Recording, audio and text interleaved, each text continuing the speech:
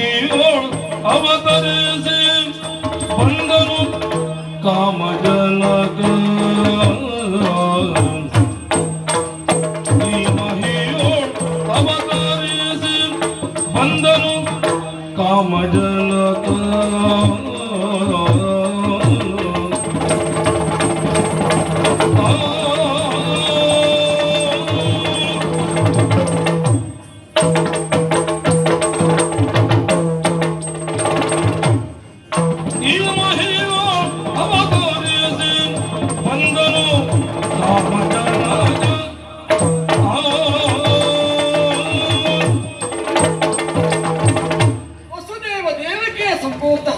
ಶ್ರೀಕೃಷ್ಣ ಭುವಿಯ ಭಾರವನ್ನು ಇಳಿಸಲು ಸುಖವಾಗಿ ಭುವಿಗಿಳಿದಂತಹ ಭಗವಂತ ಎನ್ನುವ ಹಾಗೆ ಲೋಕ ಕೊಂಡಾಡ್ತದೆ. ಲೋಕ ಒಪ್ಪಿದಂತಹ ಸತ್ಯವೂ ಹೌದು. ಈ ಹಿಂದೆ ನನ್ನ ರಮಣಿಯಾದಂತಹ ಭೂದೇವಿ ನನ್ನಲ್ಲಿವರಿಗಾಗಿ ಬಂದಾಗ ಭೂಭಾರ ಎನ್ನುವುದು ಹೆಚ್ಚಾಗುತ್ತಾ ಉಂಟು. ಭಗವಂತ ಅದನ್ನು ನೀಗಬೇಕು ಎನ್ನುವುದಾಗಿ ಹೇಳಿಕೊಂಡಳು. ಆಕೆಗೆ ಭರವಸೆ ಮಾತನ್ನು ಆಡಿದವ ನಾನಿದ್ದೇನೆ, ಭೂಭಾರವನ್ನು ನೀಗುತ್ತೇನೆ ಎನ್ನುವ ಹಾಗೆ. ಹಾಗಾಗಿ ಅಲ್ವೇ ಯುಗ ಯುಗದಲ್ಲೂ ಬಗೆ ಬಗೆಯ ಅವತಾರವನ್ನು ಎತ್ತುವುದರ ಮೂಲಕವಾಗಿ ಧರೆಯಲ್ಲಿ ಧರ್ಮವನ್ನು ಸಂಸ್ಥಾಪಿಸಿದವ ನಾನು. ಇದು ದ್ವಾಪರ ಯುಗ. ಈ ದ್ವಾಪರ ಯುಗದಲ್ಲಿ ಪಾಂಡವರನ್ನು ನನ್ನ ಕೈಯಾಯುಧಗಳನ್ನಾಗಿಸಿಕೊಂಡೆ. ಹಾಗಾಗಿ ನನ್ನತ್ತೆ ಆದಂತಹ ಕುಂತಿ ದೇವಿಗೆ ನಾನಿದ್ದಂತಹ ಮಾತು ಮಮ ಪ್ರಾಣ ಹಿ ಪಾಂಡವಾಹ ಎನ್ನುವ ಹಾಗೆ. ಅಂತೆಯೇ ಪಾಂಡವರನ್ನ ರಕ್ಷಣೆ ಮಾಡುತ್ತಾ ಬಂದವ. ಎಂದಿನಂತೆ ಪರಮ ಪಾವನವಾದಂತಹ ದ್ವಾರಕೆಯಲ್ಲಿ ನಾನಿರುವ ಹೊತ್ತು ಸಭೆಯನ್ನು ಸೇರಿದಂತಹ ಸಂದರ್ಭ ನನ್ನ ಮಡದಿ ರುಕ್ಮಿಣಿ ಓಡೋಡಿಕೊಂಡು ಬಂದಳು. ಕಾರಣ ಕೇಳಿದೆ. ವಸುದೇವ ಕುಟುಂಬಕರು ನೀವು ಎನ್ನುವ ಹಾಗೆ ನೀವು ಹೇಳಿಕೊಳ್ತೀರಿ, ಹೌದು. ಹಾಗಂತ ನೀವು ನಮ್ಮ ಮನೆಯನ್ನೇ ಸರಿಯಾಗಿ ನೋಡ್ಲಿಲ್ಲ ಅಂತ ಹೇಳಿದ್ರು. ಹಾಗಿದ್ದು ನನ್ನ ಮಡದಿ ಯಾಕೆ ಈ ರೀತಿಯಾಗಿ ಮಾತಾಡಿದಳು ಎನ್ನುವ ಹಾಗೆ ನಾನು ಆಲೋಚಿಸಿದೆ. ನಮ್ಮ ಮಗನೊಬ್ಬ ಇದ್ದಾನೆ ಮನ್ಮಥ, ಅವನಿಗೆ ಮದುವೆ ಮಾಡುವ ಆಲೋಚನೆ ನಿಮಗುಂಟ ಅಂತ ಹೇಳಿದ್ರು. ಹೌದಲ್ವೇ? ನಾನು ಆ ಕುರಿತಾಗಿ ಆಲೋಚನೆಯನ್ನ ಇದು ತನಕ ಮಾಡಿದವನಲ್ಲ, ಚಿಂತಿಸಬೇಡ. ದಿನ ಇಟ್ಟರೊಳಗಾಗಿ ಮನ್ಮಥನಿಗೆ ಮದುವೆಯನ್ನು ನಾನು ಮಾಡ್ತೇನೆ ಅಂತ ಹೇಳಿದೆ. ನಾನು ಹೇಳ್ತೀನಿ ನಂಬ್ತಾಳ, ನೀವಾದ್ರೆ ಇನ್ನೊಂದು ಮದುವೆಯನ್ನು ಮಾಡಿಕೊಂಡು ಬರ್ತೀರಿ, ಏನು ಮದುವೆ ಮಾಡಿಸುವುದು ಅಂತ ಹೇಳಿದ್ರೆ ಅಷ್ಟು ಸುಲಭವಾ ಎನ್ನುವ ಹಾಗೆ ಕೇಳಿದ್ರು. ನೀವು ಮದುವೆ ನಾನು ಹಾಗಿದ್ರೆ 8 ದಿನದೊಳಗಾಗಿ ಮದುವೆಯನ್ನು ಮಾಡುತ್ತೇನೆ ಮನ್ಮಥಗೆ. ಅದಲ್ಲದೆ ಹೋದ್ರೆ ಅವಳೇನು ಹೇಳುದು ಗೊತ್ತುಂಟ, 16,000 ಮಡದಿಯನ್ನು ಅವಳು ಕೂಡಿಕೊಂಡು ಮನೆ ಬಿಟ್ಟು ಹೋಗ್ತಾಳಂತ. ನೋಡಿ ಈಗ ಬಂತು ನಮ್ಮ ಪರಿಸ್ಥಿತಿ. ಈಗಾಗಲೇ ದಿನ 7 ಕಳೆದಿದೆ. ಏನು ಮಾಡುವ? ನಾಳೆ ಒಳಗಾಗಿ ಮನ್ಮಥನಿಗೆ ಮದುವೆ ಮಾಡಿಸಬೇಕು. ಏನು ಮಾಡುವುದು ಗೊತ್ತಿಲ್ಲ. ಅಂಗ ವಂಗ ಕಳಿಂಗ ಕರ್ನಾಟಕ ಮುಂತಾದಂತಹ ರಾಜ್ಯಗಳನ್ನ ಸುತ್ತುವರಿದವ ನಾನು. ಆದ್ರೆ ನನ್ನ ಮಗನಿಗೆ ಯೋಗ್ಯವಾದಂತಹ ಹೆಣ್ಣು ಇದು ತನಕ ಸಿಗಲಿಲ್ಲ. ಏನು ಮಾಡ್ಲಿ ಎನ್ನುವುದಾಗಿ ಆಲೋಚಿಸಿದ್ರೆ ನಮ್ಮ ಕಷ್ಟವನ್ನು ಕೇಳುವುದಕ್ಕೆ ಯಾರಿದ್ದಾರೆ? ಇದ್ದಾಳಲ್ಲ ಅವಳೇ ಸರಿ. ತಂಗಿ ದ್ರೌಪದಿ ಕೋಮಲ,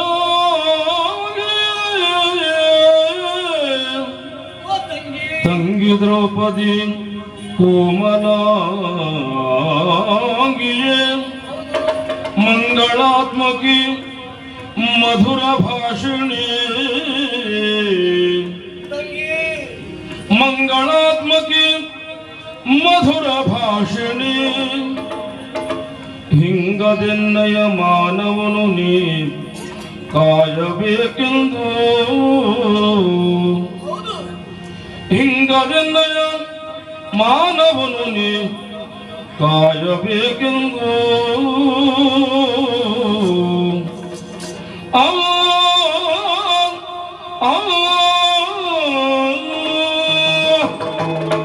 ಹಾಗಿದ್ರೆ ನನ್ನ ಕಷ್ಟವನ್ನ ಕೇಳುವವರು ಯಾರಿದ್ದಾರೆ ಎನ್ನುವುದಾಗಿ ಆಲೋಚಿಸಿದ್ರಿ. ಇದ್ದಾಳಲ್ಲ ನನ್ನ ತಂಗಿ ಇದ್ದಾಳೆ, ದ್ರೌಪದಿ ಇದ್ದಾಳೆ, ಅವಳೇ ಸರಿ.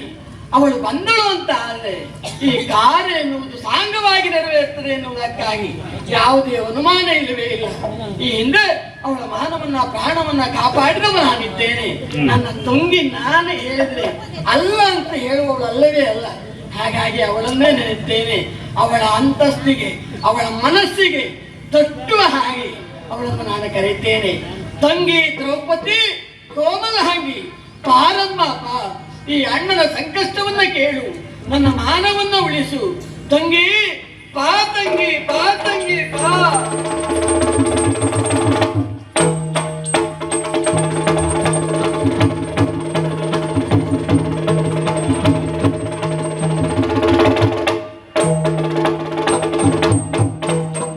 ಇತ್ತ ಗಾಜಪುರದೊಳಗೆ ದ್ರೌಪದಿ ಅರ್ತಿಯಲಿ ಸರಿರಾತ್ರಿಯೊಳಗೆ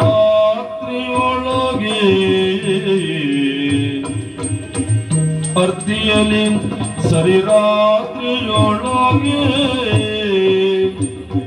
ಎಚ್ಚತ್ತು ಸತ್ಯಾಗ್ರಹದೊಳಿರಲ ಹೊತ್ತಿನದೇ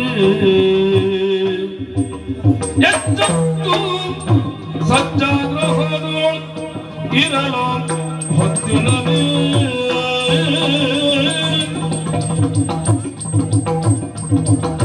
ಸರಿರಾತ್ರಿಯ ಹೊತ್ತಿನಲ್ಲಿ ನನ್ನ ಒಲವನ ಸಂಗಡ ನಾನು ಮಲಗಿ ನಿದ್ರಿಸಿದವಳು. ಯಾಕೆ ಏನೋ ನಿದ್ದೆ ಆವರಿಸಿದ್ದಷ್ಟೇ ನನ್ನ ಹತ್ತಿರದ ಧ್ವನಿ, ದ್ರೌಪದಿ, ತಂಗಿ ದ್ರೌಪದಿ, ಕೋಮಲಾಂಗಿ, ಮಧುರಭಾಷಿ, ಮಂಗಳಾತ್ಮಕಿ, ನನ್ನ ಮಾನವನ್ನು ರಕ್ಷಿಸು. ಛೆ, ಈ ರಾತ್ರಿಯ ಸಮಯ ದ್ರೌಪದಿ ಎನ್ನುವ ಹಾಗೆ ಬಾಯಿ ತುಂಬ ಕರೆಯುವವರು, ಆ ಕರೆಯುವ ಹಕ್ಕು ಇದ್ದದ್ದು ನನ್ನಲ್ಲವರಿಗೆ. ಅದು ಬಿಟ್ಟರೆ ಜಗತ್ಯಕ್ಷವಾಗಿರುವಂತಹ, ಜಗತ್ತನ್ನು ರಕ್ಷಿಸುವಂತಹ ನನ್ನ ಅಣ್ಣನಾದ ಪ್ರಭು ಶ್ರೀಕೃಷ್ಣನಿಗೆ ಅಂತಹುದರಲ್ಲಿ ನನ್ನವರು ಕರೆದದ್ದಲ್ಲ ಇದು. ಹೌದು ಹೌದು ಹೌದು, ಇದು ಬೇರಾರ ಧ್ವನಿ ಅಲ್ಲ, ನನ್ನ ಅಣ್ಣನ ನುಡಿ. ಹಾ ಹಾ, ಈಗ ತಿಳಿಯಿತು. ಬಹಳಷ್ಟು ಸಮಯ ಅಣ್ಣನ ನಿದ್ದೆಗೆಡಿಸಿದ್ದುಂಟು. ಈಗ ಅಣ್ಣ ನನ್ನ ನಿದ್ದೆಗೆಡಿಸ್ತಾ ಇದ್ದಾನೆ. ಏನೋ ಜಗತ್ತನ್ನು ರಕ್ಷಿಸುವಂತಹ, ಪಾಲಿಸುವಂತಹ ಹೊಣೆಗಾರಿಕೆಯನ್ನು ಹೊತ್ತಿರುವಂತಹ ನನ್ನ ಅಣ್ಣ, ಅವನಿಗೆ ಕಷ್ಟ ಬಂದಿದೆಯೇ? ಯಾರಾದರೂ ನಂಬುವುದಕ್ಕುಂಟೆ ಹೇಳಿ? ಇಲ್ಲವೇ ಇಲ್ಲ. ಆದರೂ ನಾನು ಅದನ್ನು ನಂಬಲೇಬೇಕು. ನನ್ನ ಅಂತರಂಗ ಹೇಳುತ್ತಾ ಇದೆ, ತಡ ಮಾಡುವುದು ಸರಿಯಲ್ಲ, ಹೋಗ. ಇಲ್ಲ, ಹೋಗುವುದು ಸರಿಯಲ್ಲ. ಈಗಾಗಲೇ ನನ್ನೊಲ್ಲೊಬ್ಬ ಪಾತ್ರ ಮಲಗಿದ್ದಾನೆ. ಅವರನ್ನು ಅಲ್ಲಗಳಿಗೂ ನಾನು ಹೋದೆ ಅಂತಾದ್ರೆ ಎಬ್ಬಿಸಿ ಹೋಗಲು ನಿದ್ರಾಭಂಗ ಮಹಾಪಾಪ. ಹಾಗಾಗಿ ಕಾಲಹರಣ ಮಾಡುವಂತಿಲ್ಲ. ಏನೇ ಆಗಲಿ ಅಣ್ಣ ಸಂಕಷ್ಟದಲ್ಲಿದ್ದಾನೆ ಎನ್ನುವುದು ಸಂಶಯವಿಲ್ಲ. ಅದಕ್ಕೋಸ್ಕರವಾಗಿ ನನ್ನ ಅಣ್ಣನನ್ನೇ ಸ್ಮರಿಸುತ್ತಾ ದ್ವಾರಕೀರ್ತ ನಡೀತೇನೆ. ನೋಡೋಣ. ಶ್ರೀಕೃಷ್ಣ ಮುಕುಂದ ಮುರಾರಿ.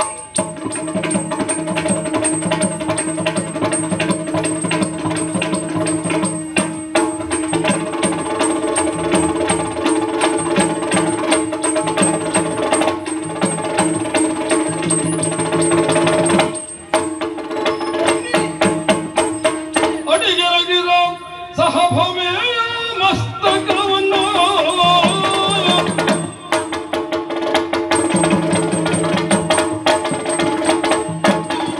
ಅಡಿಗೆಲಗಿದ ಸಹಭವೇಯ ಮಸ್ತಕವನ್ನು ಪಿಡಿದತ್ತಿ ಬಳಿದ ಮಾಧವನು, ಪಿಡಿದತ್ತಿ ಬಳಿದ ಮಾಧವನು ಕಡು ಕರುಣದಳು ಉಪಚರಿಸಿ ತೋಷದೇ, ಕಡು ಕರುಣದಳು ಉಪಚರಿಸಿ ತೋಷದೇ ನುಡಿಸಿದನ ದ್ರೌಪದಿಯನ್ನು.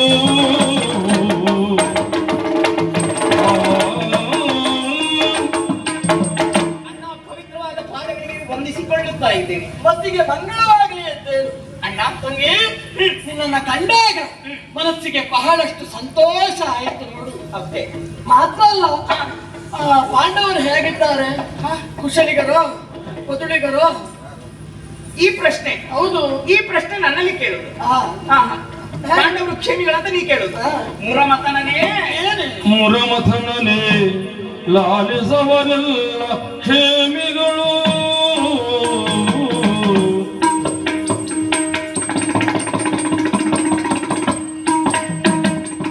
ಮುರಮಥನನೇ ಲಾಲಿಸವರೆಲ್ಲ ಕ್ಷೇಮಿಗಳು. ಅರಿಗೆ ನಿನ್ನೋಳೊಂದು ಅರಿಗೆ ಮಾಡುವೆ ನಿನ್ನೋಳೊಂದು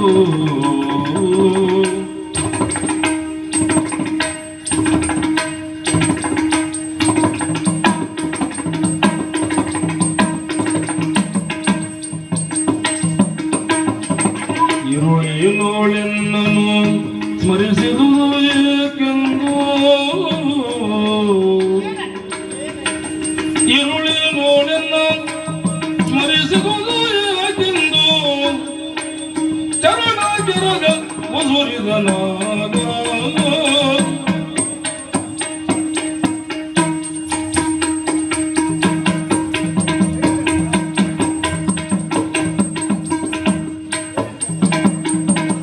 ಇರುಳೇನೋಳೆನ್ನ ಸ್ಮರಿಸಿದುದು ಏಕೆಂದು ಚರಣ ಕೆರಗಲು ಬೇರೆದನು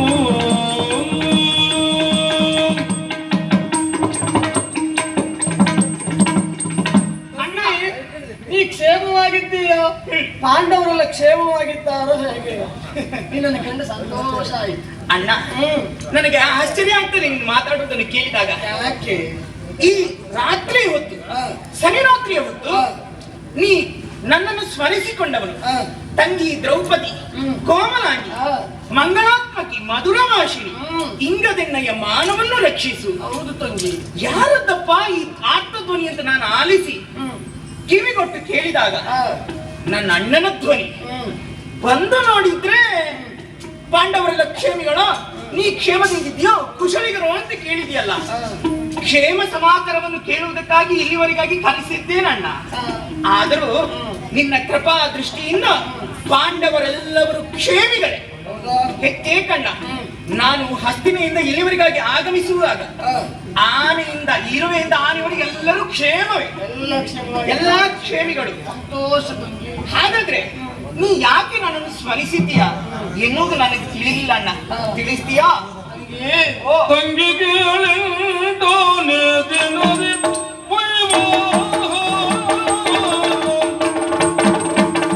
ತಂಗಿ ಕೇಳೆಂದೋನೆ ದಿನದಿ ಅಂಗಜನಿಗೆ ಮಾತೆಂದು ಅಂಗಜನಿಗೆ ಮಾತೆಂದನು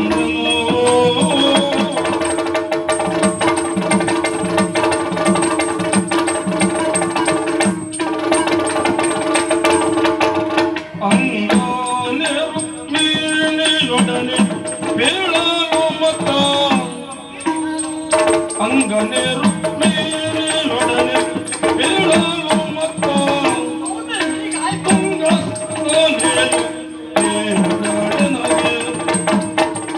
ತಂಗಿ ಅಣ್ಣ, ನಿನ್ನ ಅಣ್ಣ ಈ ಹೊತ್ತು ಹೇಗಿದ್ದಾನೆ ಅಂತಾದ್ರೆ ಅದಕ್ಕೆ ಕಾರಣ ಉಂಟೇ ಉಂಟು. ಬೇರೇನು ಅಲ್ಲ. ನಮ್ಮಂತಾಗಿರುವಂತಹ ದ್ವಾರಕೆಯಲ್ಲಿ ಎಂದಿನಂತೆ ನಾವು ಮೂಲಗಸ್ಥರಾದಂತಹ ಸಂದರ್ಭ. ಸುಖಿ ಜೀವನ. ಹೌದಪ್ಪ. 16,008 ಮಂದಿ ಹೆಂಡತಿಯರು ನಿನಗೆ. ಈ ಜೀವನ ಹೌದು. ವಿಲಾಸಿ ಜೀವನ. ಹೌದು, ವಿಲಾಸಿ ಜೀವನ ಹೌದು. ಹಾಗಂತ ವಿಲಾಸಿ ಜೀವನ ಎಲ್ಲಿಯವರೆಗಂತೂ ಈಗ ವಿಲಾಸಿ ಜೀವನ ಅಲ್ಲವೇ ಅಲ್ಲ. ಯಾಕಣ್ಣ? ಕಾರಣ ಮನಸ್ಸಿನಲ್ಲಿ ಸಂತೋಷ ಎನ್ನುವುದಿಲ್ಲ. ಹೌದಾ?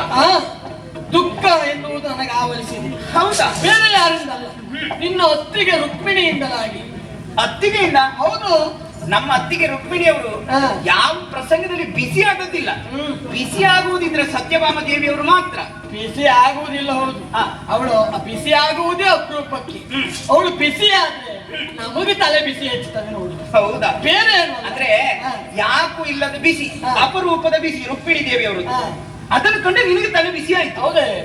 ಹೇಳಿದ್ರು ನಿಮಗೆ ಮಗನ ಮದುವೆಯ ಗೊಡವೆ ಎನ್ನುವುದಿಲ್ಲ ಎನ್ನುವುದಾಗಿ ಹೇಳಿದ್ರು. ಅಲ್ಲ, ಅವಳು ಹೇಳಿದ್ರಲ್ಲಿ ತಪ್ಪುಂಟ? ಅಲ್ಲ, ತಪ್ಪಿಲ್ಲ ತಂಗಿ. ನೀವು ಹೋದಲ್ಲೆಲ್ಲ ಮದುವೆ ಆಗಿ ಬರ್ತಿ, ಮತ್ತೆ ಅತ್ತಿಗೆ ಅಂತ ಮಾತನಾಡದೆ ಮತ್ತಿನ್ನೇನು? ಅದು ಹೌದು ಬಿಡು. ಹಾಗಂತ 8 ದಿನದೊಳಗಾಗಿ ಮದುವೆಯನ್ನು ಮಗನಿಗೆ ಮಾಡಿಸ್ತೇನೆ ಎನ್ನುವುದಾಗಿ ಶಪಥವನ್ನು ಕೊಟ್ಟೆ. ನಿನ್ನ ಅಣ್ಣನಿಗೆ ಮದುವೆ ಮಾಡಿಸುವುದು ಹೆಚ್ಚೇನೆ. 3 ಲೋಕವನ್ನು ಕಾಯುವವನು ರಕ್ಷಿಸುವವನು ಅಲ್ವಾ? 14 ಲೋಕಗಳನ್ನು ನನ್ನ ಉದರದಲ್ಲಿ ಪೋಷಣೆ ಮಾಡುವ. ಹಾಗಿರುವಾಗ ನನ್ನ ಮಗನಿಗೆ ಹೆಣ್ಣನ್ನು ಹುಡುಕುವುದಕ್ಕಾಗುವುದಿಲ್ವ? ನನ್ನಲ್ಲಿ ಹುಡುಕುತ್ತೇನೆ ಎನ್ನುವ ಹಾಗೆ ಅವಳಿಗೆ ಶಪಥವನ್ನು ಕೊಟ್ಟೆ. ಆಗ ಅವಳೇನು ಹೇಳಿದ್ರು? ಗೊತ್ತುಂಟ? ಸರಸದಿಂದ ಆರಂಭವಾದ ಮಾತು ವಿರಸಿಗೆ ಮುಟ್ಟಿತು. ವಿರಸಕ್ಕೆ ಎಲ್ಲಿವರೆಗೆ ಮುಟ್ಟಿತ್ತು ಹೇಳು? ನೀವು 8 ದಿನದೊಳಗಾಗಿ ನನ್ನ ಮಗನಿಗೆ ನೀವು ಮದುವೆ ಮಾಡದಿದ್ರೆ 16,000 ಹೆಂಡತಿಯರೊಂದಿಗೆ ನಾ ಮನೆ ಬಿಡ್ತೇನೆ ಅಂತ ಹೇಳಿ. ಹಾ ಕೇಳಿದ್ಯಾ? ಹಾ. ಮನೆ ಬಿಡ್ತೇನೆ ಅಂತ ಹೇಳಿ. ನೀವಿಲ್ಲೇ ಹೇಳಿ ಮತ್ತೆ ಸಿಟ್ಟು ಬರ್ತಾ ಉಂಟು, ಹೋಗ್ತಾ ಇದ್ದಾರೆ. ಅವಳು ಕೂಗ್ತಾ ಇದ್ದಾಳೆ. ಹಾ. ಅಯ್ಯೋ ಅವಳ ಸಹವಾಸವೇ ಬೇಡ. ಈಗ ಪಂತ ಮಾಡಿದ್ದೀನಿ ನೀನು. ಪಂತ ಮಾಡಿದ್ದು 8 ದಿವಸಗಳ ಒಳಗಾಗಿ ಹಾ. ಕುಮಾರನಾದ ಮನ್ಮಥನಿಗೆ ಮದುವೆ ಮಾಡಿಸ್ತೇನೆ. ಪಂತ ಮಾಡಿದ್ದು ಹೌದೇ? ಹಾ, ಈಗ ಗೊತ್ತಾಯ್ತು. ಹಾ. 8 ದಿವಸ ಆಯ್ತು, ಮಗನ ಮದುವೆ ಆಯ್ತು ಅಂತ. ಮಗನ ನಾನು ಕರೀಲಿಕ್ಕೆ ಮರ್ತೋಯ್ತು ನಿನಗೆ ಅಲ್ವಾ? ಮದುವೆ ಆಯ್ತು, ಹಾ. ಕರೀಲಿಕ್ಕೆ ಮರ್ತೋಯ್ತು ಅಂತ ಈಗ ಸ್ಮರಿಸಿದ್ದ. ಹಾ. ಅಲ್ಲವೇ ತಂಗಿ, ಮತ್ತಿನ್ನೇನು? ಕರೆಯುವುದಕ್ಕೆ ಬಲವಾದಂತಹ ಕಾರಣ ಉಂಟು. ಹಲವು ದೇಶಗಳನ್ನ ಸುತ್ತಿದೆ, ಕಂಡವರನ್ನ ಪ್ರಶ್ನೆಯನ್ನು ಮಾಡಿದೆ. ಆದರೆ ನನ್ನ ಕಾಲ ಸವೆಯತೆ ಬಿಟ್ಟೆ ಸಿಗ್ಲಿಲ್ಲ. ಹಿಂದೆ ಎಲ್ಲೂ ಸಿಗ್ಲಿಲ್ಲ. ನಿನಗೂ ಸಿಗ್ಲಿಲ್ಲ? ಸಿಗ್ಲಿಲ್ವೇ? ಸಿಗ್ಲಿಲ್ಲ ಅಂತಲ್ಲ, ನನ್ನ ಕುಮಾರನಿಗೆ ತಕ್ಕದಾದಂತಹ ಹೆಣ್ಣು ಇದು ತನಕ ಸಿಗ್ಲಿಲ್ಲ. ಅಯ್ಯೋ. ಹಾಗಾಗಿ ಈಗ ಎಷ್ಟು ದಿವಸ ಉಳಿದಿದೆ ಮದುವೆಗೆ? ಮದುವೆಗೆ ನಾಳೆ ಅಂತ ಹೇಳಿದ್ರೆ ಮದುವೆ ಆಗ್ಬೇಕು. ಅದಕ್ಕಾಗಿ ಹಾಗಾಗಿ ನೀನು ಹೆಣ್ಣನ್ನು ಹುಡುಕಬೇಕು ತಂಗಿ. ನಾನು? ಹೌದೇ? ಹಾಗಾಗಿ ಅಣ್ಣಲಾಲಿಸಲ್ಲ